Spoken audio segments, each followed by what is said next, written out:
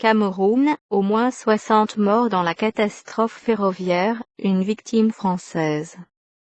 Les services de secours camerounais étaient mobilisés samedi pour prendre en charge les centaines de blessés de la catastrophe ferroviaire qui a endeuillé le pays vendredi lorsqu'un train assurant la liaison Yaoundé-Douala a déraillé, faisant plus de 60 morts.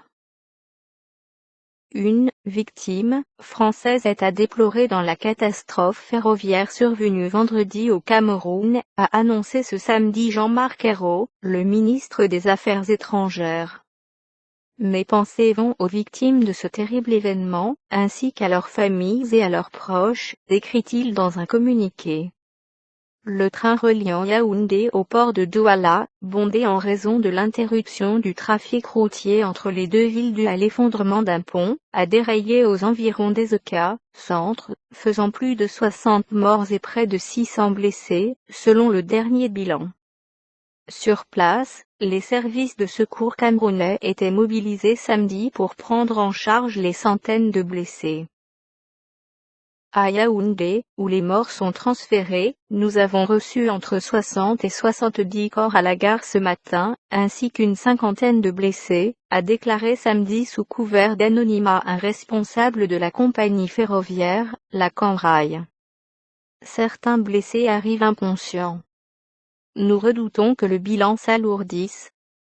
Les blessés ont été évacués dans certains hôpitaux, dont le centre des urgences de Yaoundé, a-t-il ajouté.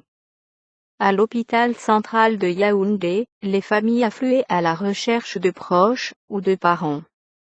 À la morgue de l'établissement, il y a 28 corps non identifiés. Les corps identifiés sont dans une autre morgue, a expliqué un policier en faction. La première personne, une femme, autorisée à entrer à la morgue en ressort en pleurs soutenue par 2 hommes.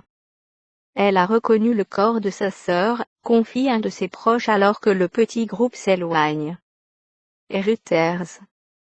La jeune Fadimatou attend d'entrer à son tour, en compagnie de proches. Nous sommes sans nouvelles de notre sœur depuis hier, vendredi. Nous ne savons pas si elle est en vie ou pas. Hier, son téléphone sonnait, mais il ne sonne plus depuis ce matin. Son mari fait des recherches à Douala, explique-t-elle. Je suis là pour voir si le corps de mon bébé de 4 mois est à la morgue. Il est mort dans l'accident. Sa maman a été blessée, témoigne, effondrée, Damen Joya. La grande majorité de blessés ont été évacués vers des hôpitaux de la métropole portuaire, Douala, selon des sources hospitalières. Pronostics vitaux engagés. Selon le dernier bilan officiel communiqué vendredi soir par le ministre des Transports Edgar Alain Mebego, le déraillement du train Intercity Yaoundé-Douala aux abords de la gare d'Ezeka, à 200 km à l'est de Yaoundé, a fait 55 morts et 575 blessés.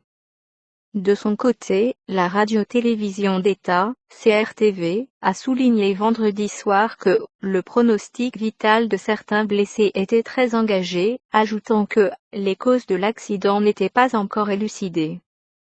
Les accès aux 2 gares étaient bloqués samedi par des policiers, qui en interdisaient l'entrée aux badauds et aux personnes venues se renseigner sur la reprise du trafic, ou s'enquérir d'un proche. Le train avait quitté la gare de la capitale aux environs de 11h, 13h à Paris, vendredi. Il a déraillé vers la mi-journée aux abords de la ville d'Ezeka. La Canrail, filiale du groupe français diversifié Bolloré, a aussitôt envoyé sur place des équipes d'intervention et de sécurité. Le train était bondé suite à la coupure de la route Yaoundé-Douala après l'effondrement d'un pont dans la nuit de jeudi à vendredi, sous l'effet de la pluie, ce qui a encore compliqué l'intervention des secours. L'axe routier majeur coupé en 2. La route, axe routier majeur en Afrique centrale, a été coupée dans les 2 sens au niveau de Maton, à 68 km de la capitale, à la suite de l'effondrement d'une buse métallique sur la RN3, route nationale numéro 3, avait indiqué vendredi le ministère des Travaux publics. Vendredi, des équipes s'affairaient pour installer une passerelle pour les piétons. On est en train d'abattre les arbres pour créer un pont piéton, a expliqué Martial Missimikim, responsable d'une ONG de sécurité routière, Sécuroute. De nombreux voyageurs et automobilistes étaient en effet bloqués de part et d'autre de la route, attendant le retour à la normale. Face à cette situation, les voyageurs s'étaient rabattus en masse vendredi matin vers les gares de Douala et de Yaoundé, nombre d'entre eux n'ayant pas les moyens de prendre l'avion.